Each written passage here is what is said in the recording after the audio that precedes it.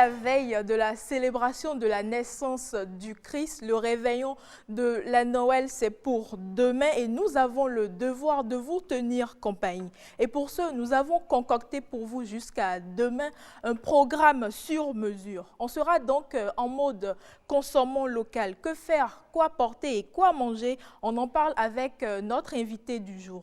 Et puis, vous aurez certainement déjà entendu parler de cette affaire de syndicat à la fois risible et écœurant qui enflamme la toile. On ira à la quête aux infos avec Hermone Amengan. Bonjour à tous et bienvenue.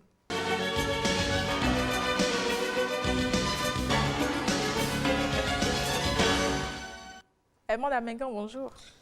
Bonjour Mylène, bonjour à toutes, bonjour à tous. Très heureux, vous le savez, et surtout un bonheur particulier parce que demain c'est Noël. Voilà. Et tu aimes Noël là? Je suis là dans la Qui n'aime pas Noël? Dans la fièvre de Noël. La magie de Noël. Adonis. Bonjour, bonjour à tous. Ben, moi, j'aime pas Noël, particulièrement parce que je n'ai pas encore reçu de cadeau. Et c'est pas sûr que je reçoive. Personne ne va penser à toi d'ailleurs. Le Père Noël est frappé de plein fouet par le coronavirus, il ne viendra pas, spécialement pour toi.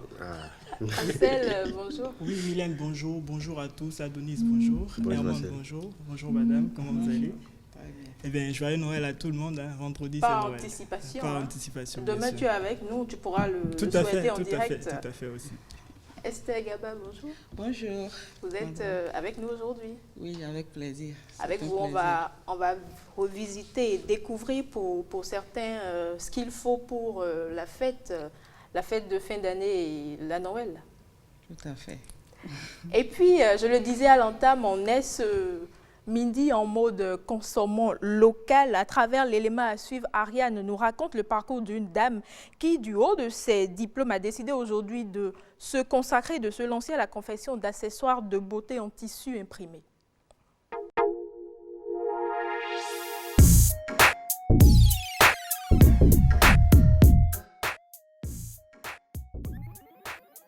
Je réponds au nom de Lina Poidi, épouse d'Issou.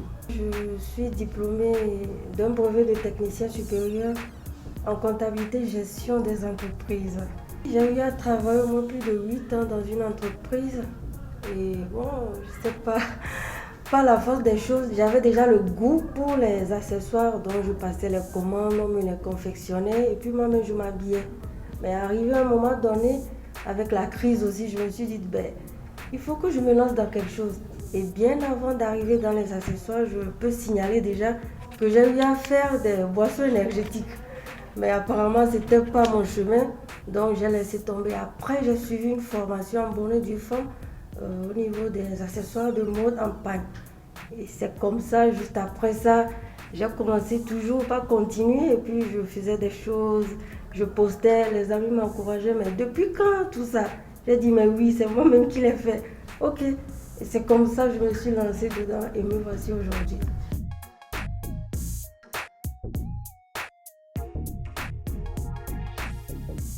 Je crois qu'il est temps aujourd'hui que nous, Africains, nous dépendons de nous-mêmes au lieu de dépendre des étrangers. Et je crois que c'est déjà sur cette lancée que j'ai opté vraiment pour le pan africain, valoriser le Bénin, valoriser le Togo, comme j'aime le dire souvent. Il faut vraiment qu'on soit fier de le porter. Je préfère qu'un homme soit en costume en paille, au lieu que ce soit un costume tissu pantalon, je ne sais pas quoi, oui, quelque chose comme ça. Voilà.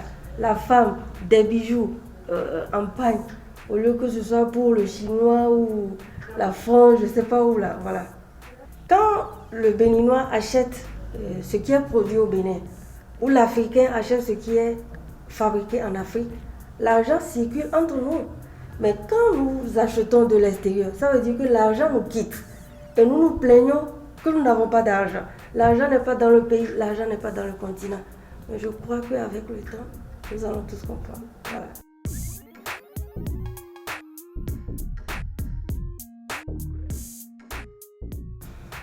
Je peux dire sur la base de mon expérience, d'abord, il faut avoir la foi, la confiance en soi. Savoir que je peux le faire, c'est pas facile. Parce qu'en évoluant, il y aura des difficultés. Ça, on ne peut pas s'en empêcher. Quel genre de difficultés? Ah ben oui. Vous imaginez, l'article peut être très beau, mais votre voisin vous dira non, mais qu'est-ce que toi tu as fait là, toi aussi? Personne ne pourra s'intéresser à tes articles-là. Déjà, si tu n'as pas foi en toi, tu peux abandonner. Mais quand tu te dis non, ça j'améliore. Et c'est ce que le projet africain ne sait pas faire. Dis plutôt à ton prochain non. Je préférerais que tu le fasses comme ci ou comme ça. Au lieu de dire non, tiens, et puis tu bafoues ça. Et 1, 2, 3 le font. Si tu ne tiens pas le coup, vous allez abandonner. Voilà.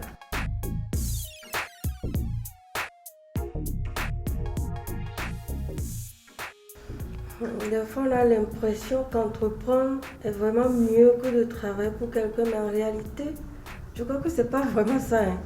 Parce qu'il faut vraiment avoir la tête sur les épaules. Il faut vraiment avoir la tête sur les épaules. Juste, on est indépendant. Et donc, on peut bien manipuler son programme comme on le veut. Voilà.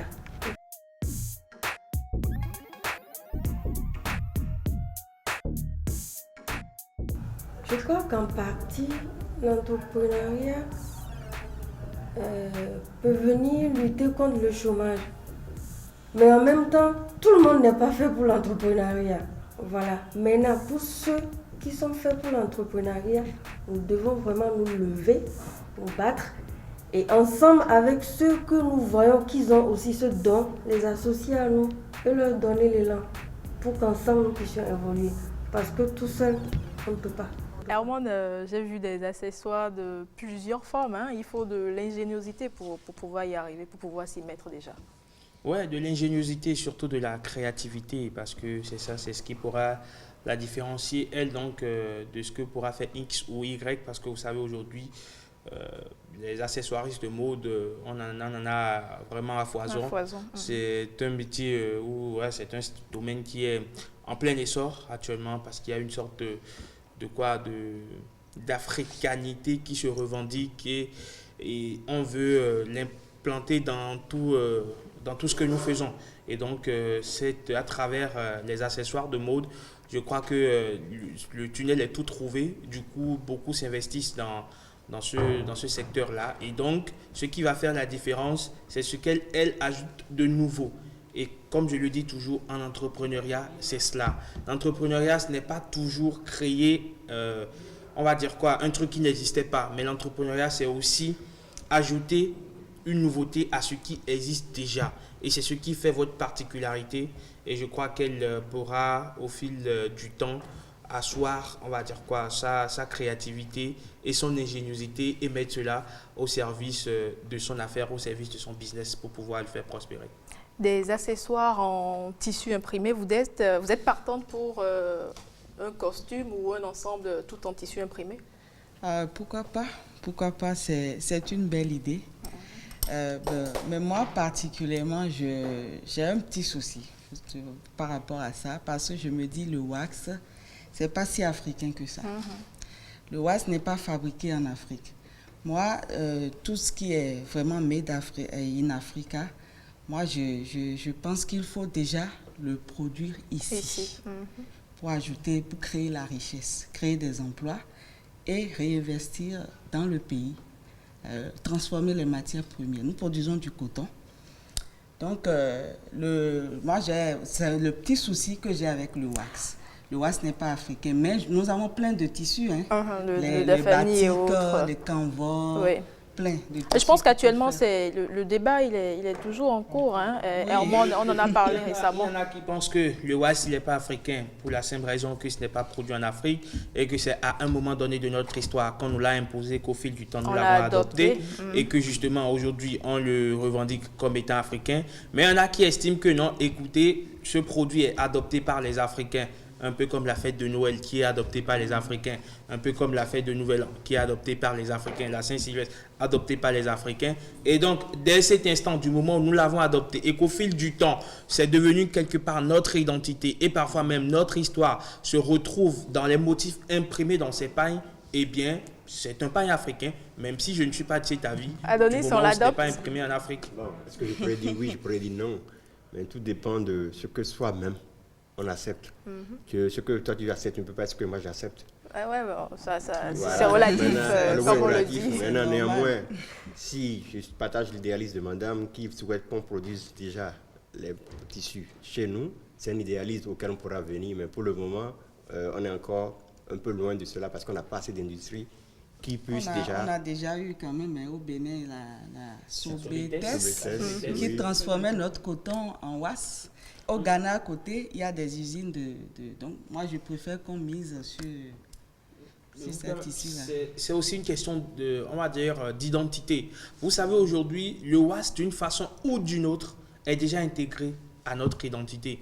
Et l'identité, ce n'est pas seulement ce qu'il y a sur votre pièce d'identité. L'identité ne se définit pas seulement à travers votre nom, prénom, date et lieu de naissance, mais également à travers ce que vous portez, à travers ce que vous faites, à travers le métissage dans lequel vous évoluez. Et aujourd'hui, on sent que le wax, même s'il est imprimé ailleurs, c'est que c'est incorporé à notre quotidien. Chaque jour, nous côtoyons le wax, nous portons le wax, nous respirons le wax. Au quotidien, il y a à côté de moi. Oui, Axel, on n'a pas besoin de te poser la question. On sait déjà que toi, tu l'adoptes. La question. Et donc, quelque part, c'est déjà intégré à notre identité.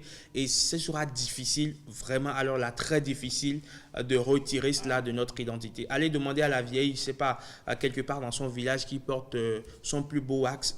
Allez lui dire que ce n'est pas africain. Elle ne sera pas d'accord.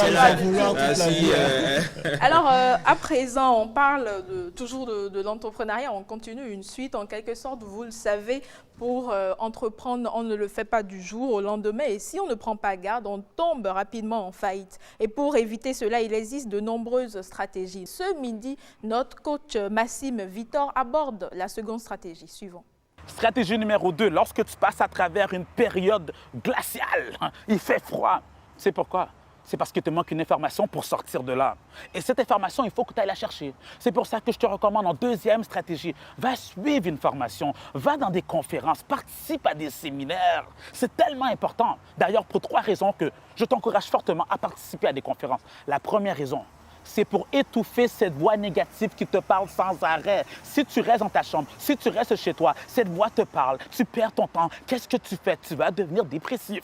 Alors voici ce que tu dois faire. Lorsque tu te rends à ces places-là, lorsque le conférencier te parle, ça te motive, ça te booste. Et en parallèle aussi, je te dirais, à tous les matins, écoute des audios. Moi, ça fait des années que j'écoute des audios. Ça me motive, ça donne une direction à ma journée. Et la deuxième raison, c'est pour trouver des contacts. Tu ne sais jamais à côté de qui que tu es assis. Ça se peut que la personne qui est assise à côté de toi, c'est cette personne-là qui va t'ouvrir les portes. Donc, ne néglige pas cela. Le réseautage est important en business.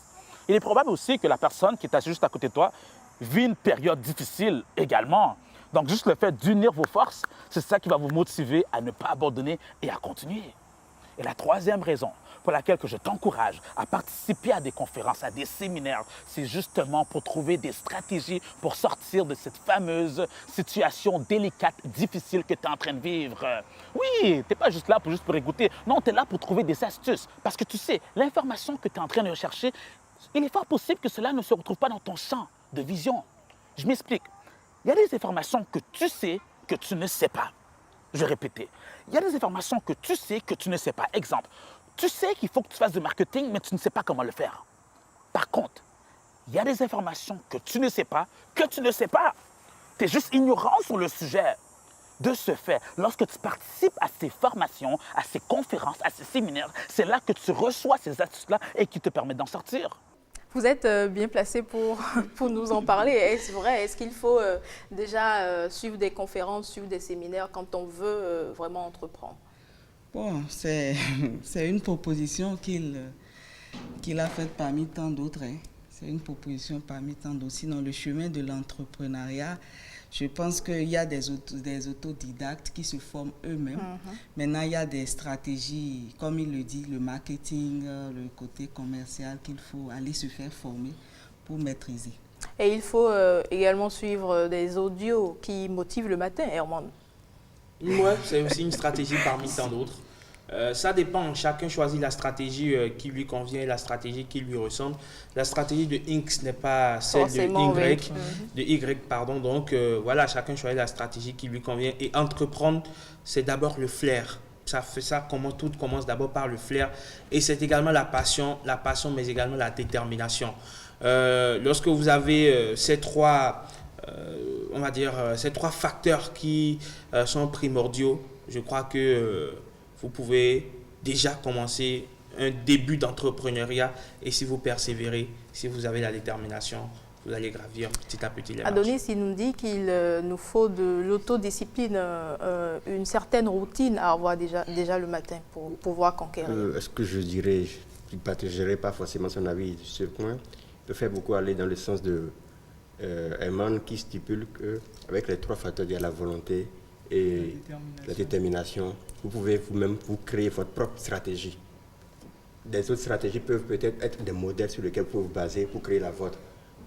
Prendre peut-être la stratégie de Ince et aller, vous pouvez maintenant vous casser la tête. Oui, mais ça, rien ne s'invente, tout est déjà fait. On peut suivre le modèle de l'autre et puis sur le chemin se rendre compte que ben voilà, ça ne va pas avec moi et de l'autre, j'essaye de mettre ma propre touche, c'est mon originalité que j'y ajoute. Tout n'est pas. Je suis contre ceux qui pensent que tout est déjà fait. Pour moi, tout n'est pas encore fait. Il y a des domaines qui sont encore inexplorés. Il y a des choses qui ne sont pas encore élaborées.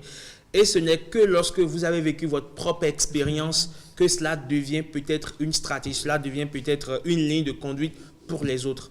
Bill Gates, Mark Zuckerberg, lorsque vous prenez les grands noms du business dans le monde entier, vous vous rendez compte que ce n'est pas le même modèle.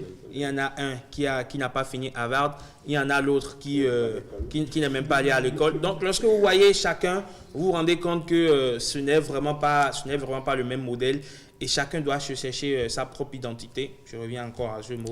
Chacun doit se chercher son propre modèle. Vous pouvez vous baser sur ce que l'autre a fait pour créer votre propre modèle. Et comme on le dit, lorsque vous avez un modèle, c'est le jour où vous tuez ce modèle que vous-même vous commencez par résister.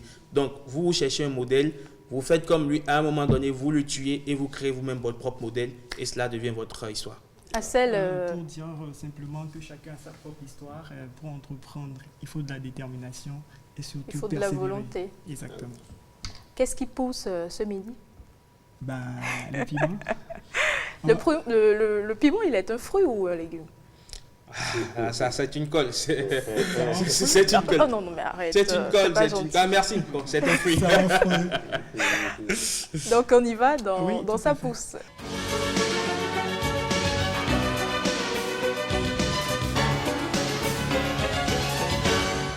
Aujourd'hui, on va parler de la culture du piment. Le piment, ce délice taquin dont raffolent les Béninois, se cultive un peu partout dans le monde. Comment réussir sa pépinière? Suivons ce petit élément. C'est un fruit qui pique, mais il est aimé pour son pouvoir délicieusement agressif sur les papilles. Le piment, ce délice taquin dont raffolent les Béninois, se cultive à grande échelle dans cette plantation. Au-delà des ménages nationaux, le marché du piment est en forte demande à l'international. Comment réussit-on une culture extensive du piment? Valère, notre passionné de la terre, nous explique étape par étape. On va faire la pépinière du piment avec de pur rond, le piment rond. Voilà. Si vous arrivez à faire déjà la pépinière du piment rond, ça veut dire que vous pouvez faire la pépinière du piment long, du piment gros, du poivron, peu importe. Voilà. Donc, pour faire la pépinière du piment, il faut d'abord acheter des semences de qualité. Il faut acheter des semences certifiées chez les distributeurs de semences agréés par l'État. Donc, quand j'achète une semence certifiée comme ça, je prends mon ciseau et puis je découpe le sachet de pépinière. Lorsque je finis de découper le sachet de pépinière, je fais sortir l'emballage. Il y a encore un emballage dedans. Je fais sortir l'emballage comme ça. Donc, je me rassure qu'il y a des graines dedans. Donc, il y a des graines. Donc, c'est bon. Je dépose le sachet de pépinière de semences de côté. Ici, pour stériliser mon substrat et pour me permettre d'avoir un substrat meuble qui est stérilisé, qui n'a pas de maladie, je le traite avec une solution fongicide. D'accord? Et bactéricide. Donc, ici, j'ai le substrat, c'est de la terre qui a déjà été pré-préparée. Et dans cette terre-là, nous avons 70% de terre végétale, du terreau. Nous avons 10% de scie de bois, 10% de fientes de volaille décomposées et 10% de sable fin. D'accord? Donc, c'est un substrat qui est déjà pré-préparé, prêt à porter. Donc, je vais maintenant traiter ce substrat-là avec ma solution fongicide et bactéricide. Donc, je prends une petite portion de solution fongicide. Je dépose à la surface de mon substrat. Je prends encore, je dépose. Et puis, je vais malaxer un peu avec mes doigts. Et il faut préciser qu'il est important de porter un gant avant de manipuler les produits phytosanitaires homologués ou non. Voilà. Donc, je vais malaxer. Je vais malaxer, malaxer, malaxer, malaxer. Je malaxe et c'est bon. Maintenant, ici, j'ai un plateau d'œuf. Non, ce n'est pas un plateau d'œuf, c'est une plaque alvéolée. Et dans la plaque alvéolée, nous avons des alvéoles. Et c'est dans ces alvéoles que nous allons faire germer nos graines de pistillet ou bien de piment. Très bien. Donc, je prends mon substrat que j'ai mélangé avec ma solution fongicide et puis je dépose légèrement. Je dépose légèrement mon substrat qui est déjà stérilisé. Voilà. Donc je dépose jusqu'à couvrir toute la superficie, toute la surface de mon plateau. Donc je dépose.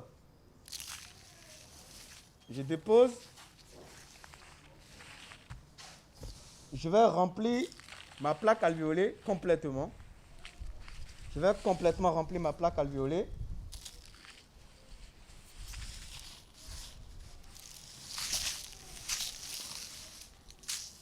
Je remplis complètement ma plaque alvéolée.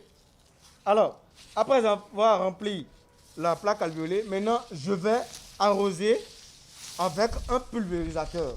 La deuxième étape est classique, mise en terre de la graine et arrosage.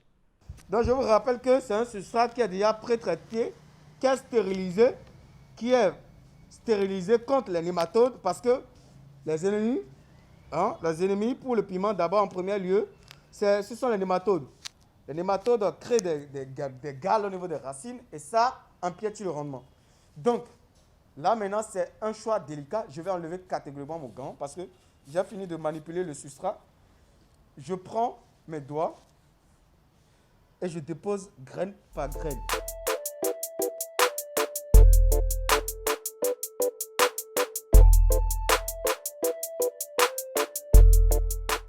Je mets de microbuses sur la surface de la plaque alvéolée.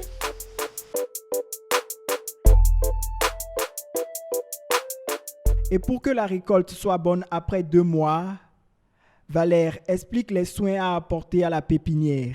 Il faut d'abord observer 1 mois et demi de pépinière. D'accord? Parce que vous allez faire 8 jours de levée de dormance. Et après la levée de dormance, vous allez maintenant apporter des engrais foliaires et des pesticides chimiques de synthèse ou non. Ça dépend du type d'agriculture que vous faites. Si vous faites de l'agriculture biologique, donc vous allez apporter peut-être l'huile de Nîmes, d'accord, ou d'autres pesticides naturels qui, à une bonne pépinière, a inéluctablement, s'il respecte l'unité technique, un très bon rendement. Voilà. Donc quand vous faites une très bonne pépinière, vous avez un très bon rendement. Alors, vous avez une très bonne pépinière. Combien de temps pour récolter tout ça? Il faut 3 mois pour les variétés hybrides. Par exemple, le cas de cette variété, c'est une variété performante, une variété hybride qui produit après 2 à 2 mois. 2 mois après repiquage. Si c'est une semence certifiée, une semence hybride améliorée, ça dépendra aussi du cycle de la semence. Mais dans ce cas d'espèce, nous sommes en face d'une semence qui produit déjà ses premiers fruits après 2 mois. Au champ, comme dans les petits espaces de famille, le piment se laisse cultiver sans grande technique savante. Juste un peu de passion jardinière, à défaut d'un grand amour des plantes, aime assurer Valère Aronsou, le passionné de la nature. Et le passionné du piment aussi, hein? Tout à fait. Qui n'aime pas les repas bien épicés sur ce plateau? Amand, tu aimes le piment, naturellement. Ouais. Adonis? Ça dépend du piment. Ah, Le ouais. rouge ou le vert? Tu, Bon, il y a différentes variantes de piment. À part le rouge, le vert, il y a ce qu'on met souvent sur le boîtier. Ah d'accord, le piment noir. Le piment noir. Mais c'est quand même du piment, ça Tout à pique. fait, Vous ça aimez le pique. piment? Ah, j'adore le piment. Et toi? Ouais, moi j'en raffole. Alors, Adonis, la médiation numérique, tu connais? Ça te dit quelque chose? Numérique, oui. Médiation, je suis en train de rechercher. Tu te retrouves pas. Toi? Non, non. Pas grand-chose. Ça ne vous me dit pas. absolument rien. Et moi non plus, ça ne me dit absolument non plus. rien. Alors, E-Tech s'y penche ce midi. On suit Rebecca Kenjamoni.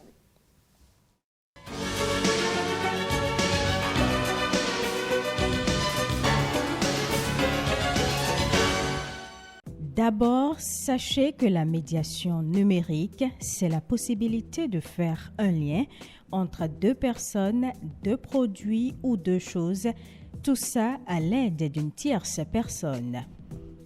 Dans ce cas, qui est le médiateur numérique?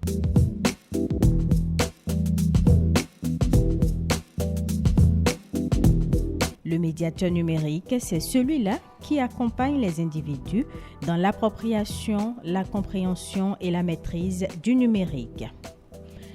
À la fois facilitateur et formateur, il met les individus en capacité d'agir et de maîtriser la culture, les pratiques et les usages du numérique.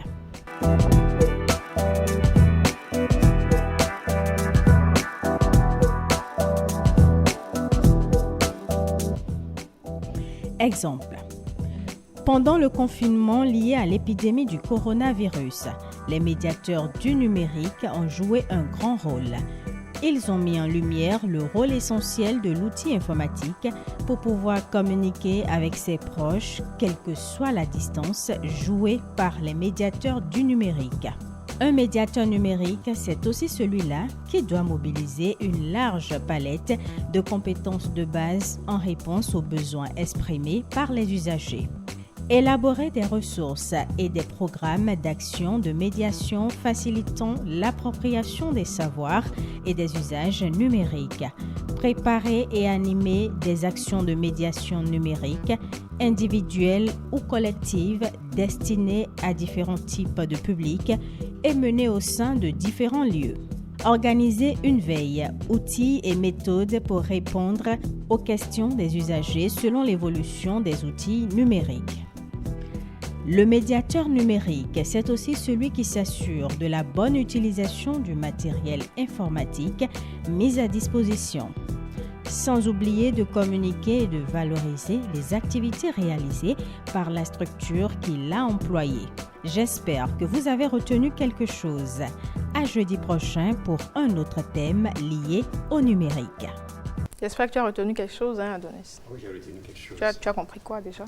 Que le médiateur, c'est celui qui vous apprend ou qui vous aide à beaucoup plus vous familiariser et à comprendre les enjeux liés aux nouveaux médias comme les nouveaux outils du numérique. Là, tu as bien suivi. Herman, toi, tu as compris quelque chose? Moi, je continue de prendre des notes. Alors, Adonis, on continue avec l'IFU. Aujourd'hui, on parle beaucoup plus des étapes pour avoir votre IFU en tant qu'individu. D'accord. On y va dans la minute du consommateur. Oui.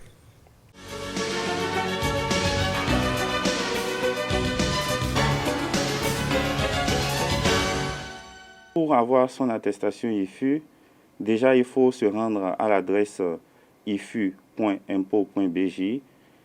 et dès que vous arrivez à cette adresse, moyennant votre ordinateur et une bonne connexion Internet, la page qui s'affiche à vous présente les 4 étapes que vous devriez suivre pour pouvoir soumettre votre demande en ligne afin que l'administration fiscale puisse traiter la demande et vous répondre.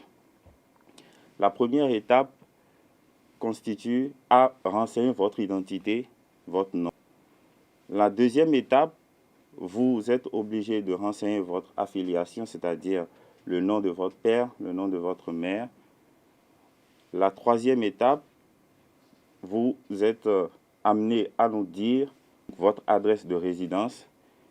Et ces informations sont sur l'attestation de résidence que vous allez joindre plus tard au niveau de la 4e étape, qui est les pièces que vous devriez joindre au dossier. Parmi les pièces que vous devez joindre, il y en a 4.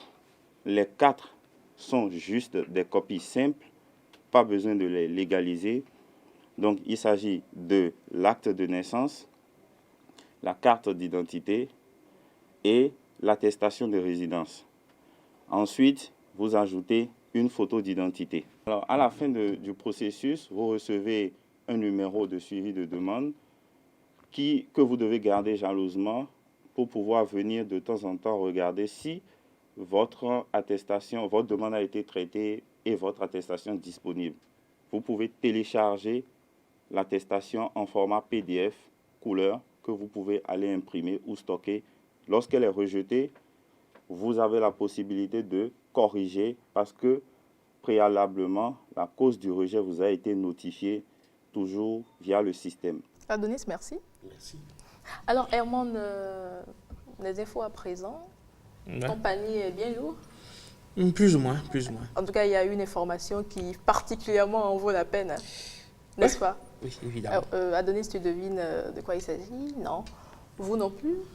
Toi non plus? Moi non plus. C'est pêle-mêle tout de suite.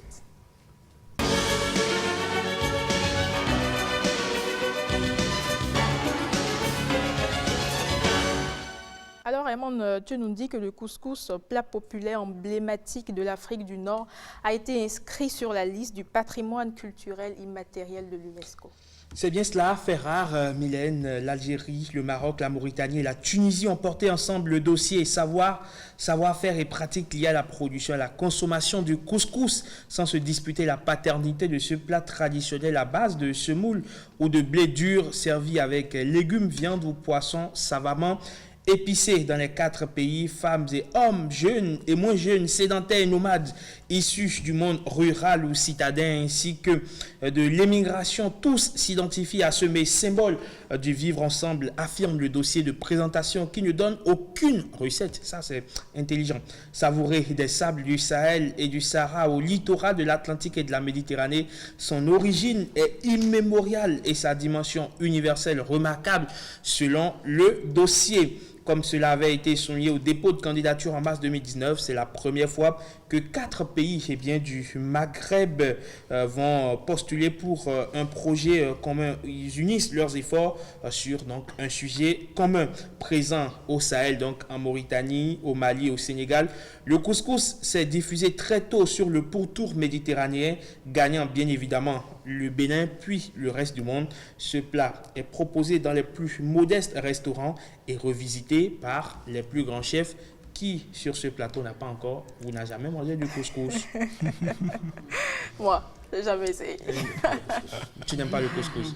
Pourquoi même pas tu le n'aimes couscous à la saveur béninoise? On a notre couscous. Le wassa-wassa. Le wassa-wassa. Moi, je n'aime pas le wassa-wassa. Le wassa-wassa, c'est bien d'ici. Oui, évidemment. C'est délicieux, le wassa-wassa. Tu ne l'aimes pas? Fait à base de recettes d'igname. Oui. Moi-même, je n'aime pas. Alors Raymond, on reste dans l'Afrique du Nord où une série égyptienne espère conquérir le monde. Momies tueuses, maisons hantées, effets spéciaux glaçants et musique angoissante, la série paranormale lancée sur Netflix espère conquérir un public international au-delà du monde arabe et redonner sa gloire d'antan à l'industrie de l'audiovisuel égyptien. Estampillé production à suspense, la série paranormale est basée sur les best-sellers d'Ahmed Khaled Taoufik, auteur égyptien de nombreux romans d'horreur, de science-fiction et de thrillers médicaux qui l'ont rendu très populaire parmi les jeunes dans son pays et le monde arabe. La série a été mise en ligne la semaine dernière dans 9 langues, dont l'arabe. Au total, elle vise les audiences de 190 pays. La série de 6 épisodes qui se déroule dans les années 60 suit les aventures de l'hématologue Raphaël Ismail, interprété par l'acteur Ahmed Amin, qui est confronté à des phénomènes paranormaux avec son acolyte écossaise, la scientifique Maggie McKillop, interprétée par l'actrice libano-britannique Razan Jamal. Ils entreprennent de résoudre les mystères à travers les rues du Caire.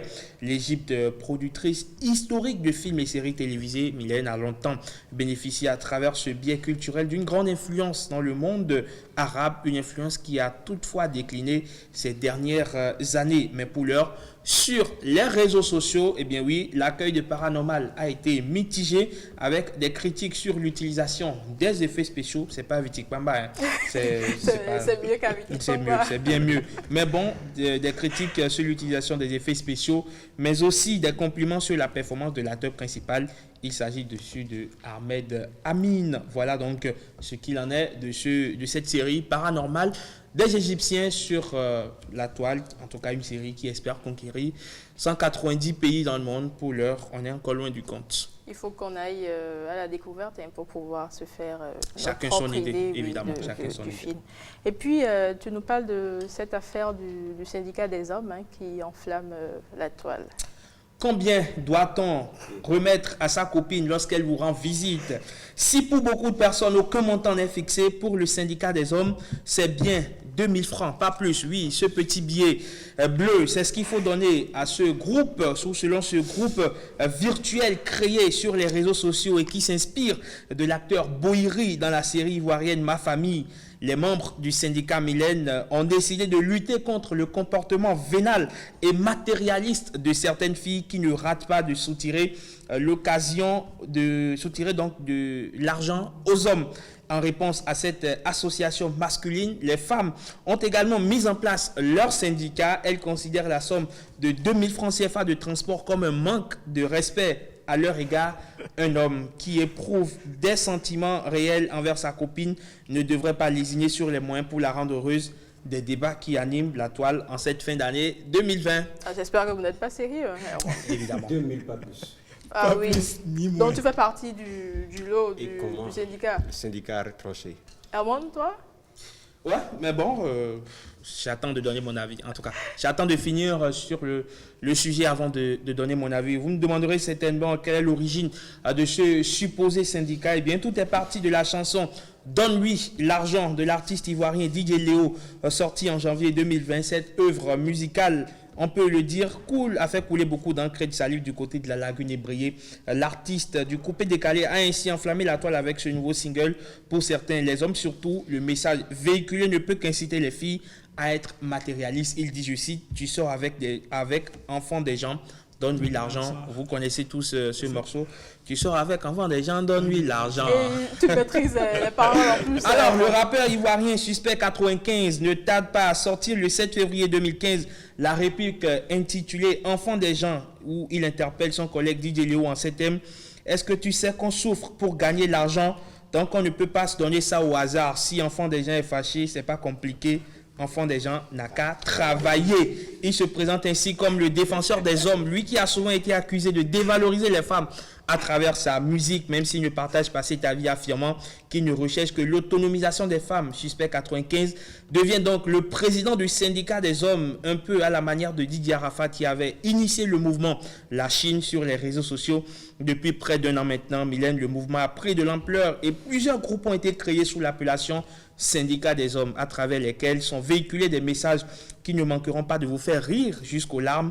Pour la plupart, il s'agit de défendre la gente masculine sans pour autant porter atteinte aux droits des femmes en les encourageant à travailler pour ne pas dépendre totalement des hommes. Tout cela avec une touche d'humour à l'ivoirienne. Le buzz suscité par cette association virtuelle en Côte d'Ivoire a fini par s'étendre à d'autres pays comme le Cameroun, le Togo, le Tchad, le Congo, le Mali et le Burkina, pour ne citer que ces pays-là où les frayants des réseaux sociaux font des posts tout aussi hilarants les uns que les autres. Voilà ce qu'il en est de cette affaire de syndicats qui agite les réseaux sociaux. Mais au Bénin, on en parle aussi. Évidemment, comme je viens de le souligner dans ma chronique, c'est né en Côte d'Ivoire et ça a gagné toute la région ouest africaine. Et le Bénin n'échappe évidemment pas à cette tendance-là de syndicat des hommes sur les réseaux sociaux. C'est clair, pour les membres du syndicat, le montant pour le déplacement de sa copine, c'est 2000 francs, pas plus. Ce billet bleu, voilà, et les gens vous expliquent que lorsque vous regardez donc sur le billet de 2000 francs, en tout cas j'ai fait l'exercice et je m'en suis rendu à l'évidence que lorsque vous regardez donc sur le billet de 2000 francs, vous vous rendez compte qu'il y a un avion, qu'il y a un train et donc voilà, ce sont des signes distinctifs de moyens de locomotion, de moyens de transport et que voilà, celui qui a pensé ce billet de 2000 francs a vu juste en mettant donc ces moyens de locomotion dessus, c'est pour dire de façon tacite qu'il s'agit d'un billet de déplacement de 1000 francs. Vous suivez le mouvement aussi? Bon, moi, il y a un truc qui me fait plaisir dans sa chronique, c'est qu'il a parlé de copines. Donc, ça veut dire qu'ils font le distinguo quand même entre fiancés, copines, femmes. Donc, dire que la copine mérite 2000 francs, bon. Pour le transport. Ah, donc, il peut avoir d'autres cadeaux à côté. C'est possible, mais pour le transport, quand elle vient, peu importe le lieu, c'est 2000. Ah, d'accord. Peu importe le lieu, c'est 2000. D'accord, je comprends. Bon, je pense que c'est... Bon, on va juste en rire pendant un moment et puis ça va passer toute chose sur la toile. Ben, ça va inciter aussi les jeunes filles à prendre conscience, hein, parce que quand tu vas visiter ton copain, S'il te tend un billet de 2000, si tu peux refuser et rentrer chez toi. Wow, voilà. Et il y a eu déjà assez de reprises là-dessus, des acteurs, des actrices qui se retrouvent sur TikTok et qui font des vidéos pour oui, je crois que ça agite vraiment la toile, surtout en cette fin d'année. Mais bon, comme tout buzz, hein, c'est juste un buzz du moment et je crois que même ceux-là qui se réclament du pseudo, du fameux syndicat, eux-mêmes, je crois qu'au fond, ils ne le pensent pas vraiment. Ils ne le pensent pas vraiment. Mais vous savez, c'est vrai qu'on peut en rire, c'est hilarant.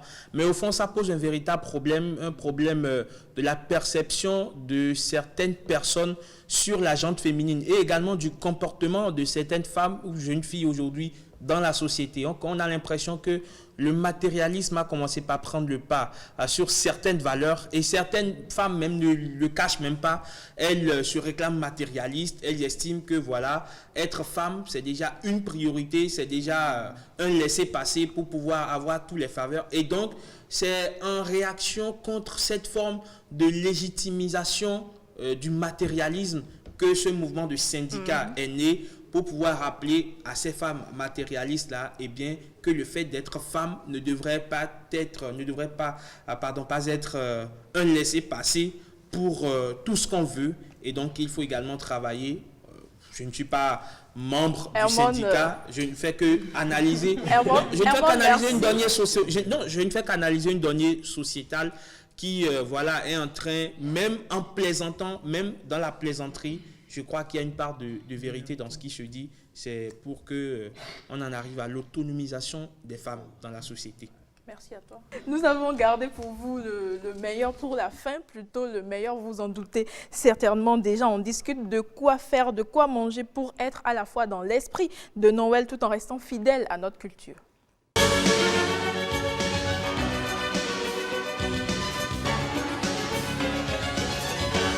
Alors, Madame Esther Gaba, on est avec vous. Alors, dites-nous, comment est-ce qu'il faut adapter l'esprit, la tradition de Noël à notre contexte sociologique? Le principal dans cette fête, c'est surtout les cadeaux, les jouets pour les enfants. Parce que, bon, c'est vrai que c'est une fête pour tout le monde, mais c'est surtout la fête des enfants dans la perception générale. Donc, moi, je pense qu'à ce niveau, on peut adapter les cadeaux, donc faire un cadeau à son enfant qui dénote de l'identité, de notre identité. Donc, j'ai publié récemment sur ma page Facebook une chronique dans ce sens par rapport aux poupées noires. Parce que de plus en plus, les parents sont en train de s'intéresser à des poupées de teint noir. Je ne sais pas si vous oui, j'en ai vu. Voilà. Il y a une Ivoirienne qui produit ça, mais c'est une poupée qui coûte cher.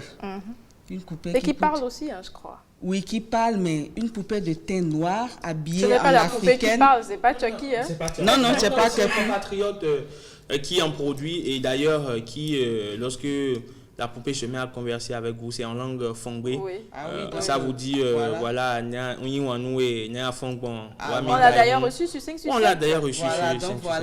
Donc, c'est une manière d'adapter Noël à nos réalités, à notre culture. Parce que moi, je préfère que les parents achètent ce genre de poupées à leurs filles que les autres poupées, en fait. Donc, à part ça, il y a plein de choses qu'on peut faire également pour adapter Noël au local, oui, à la consommation locale. Qu'est-ce qu'on peut prendre pour pouvoir fêter qu'est-ce qu'on peut consommer, le repas, le dessert, la boisson, puisqu'ailleurs déjà on parle de dinde de Noël, de foie gras, de bûches de Noël. Qu'est-ce qu'il faut faire pour ne pas évoquer ou utiliser ces produits qui viennent d'ailleurs? Bon, là pour ce menu de Noël, je pense que pour le moment, la plupart des ménages béninois essaient de calquer le menu de Noël au menu classique, c'est-à-dire les dindes, les canards, les bûches, tout ça. Mais moi, je propose quand même qu'il y ait d'autres... Nous avons plein de plats typiquement béninois. Et comme en entrée, il y a par exemple, je connais une dame, je ne vais pas donner son nom, qui fait une bûche jardinière. Composée de produits locaux. C'est comme une bûche, ça a la forme d'une bûche. de Noël, enfin, mais c'est uniquement des produits locaux. Jardinier, la carotte, les petits pois, tout ce qui se cultive ici. Tout ce qui se fait ici. Et elle a fait ça sous forme de bûche. Vous voyez, donc c'est des manières d'adapter le menu. Et comme boisson, déjà, on peut prendre du tchakpalo que tu affectionnes, par exemple. Voilà, du tchoukoutou, du bissap, du atan, du sodabi. Nous avons plein de boissons. Mais je pense que c'est petit à petit qu'on va y arriver. Parce que dans la mentalité, il faut travailler les mentalités petit à petit. Parce que pour le moment, c'est un peu c'est un peu compliqué. On se dit déjà prendre du tchakpalo le jour de la fête, c'est voilà, être donc, à la limite. Il préfère les vins, les bons vins, voilà. Donc, vous savez, moi j'ai eu la chance au cours du mois d'octobre passé de participer à une exposition, je vais l'appeler ainsi, de repas. Parce que le mois d'octobre, c'était le mois du consommation local. Et à ce rendez-vous qui avait convié quand même autour d'une même table plusieurs personnalités de la République, il y avait une multitude de variétés de chez nous, des variétés qui ont été revisitées. Donc, on a vu du djongoli, on a vu du yeke-yeke, on a vu du liu avec du foman. Bref, on a vraiment cette gastronomie béninoise du nord au sud dans toute sa diversité, revisitée par des chefs. Et surtout avec une bonne présentation. Et surtout avec une bonne présentation parce que c'est l'important. Donc, vous savez, moi, quand j'ai vu tout ça, je me suis dit, mais waouh, on a tellement de repas chez nous qu'on peut tellement exploiter, mais qu'on n'exploite malheureusement pas. Et donc, déjà, commencer par faire ce travail-là, dans chaque ménage, quand on mange peut-être du djongoli le 25 décembre, pour beaucoup, c'est surnaturel, mais waouh, comment maman peut nous faire du djongoli? Oh, mais c'est pas normal, un jour de fête.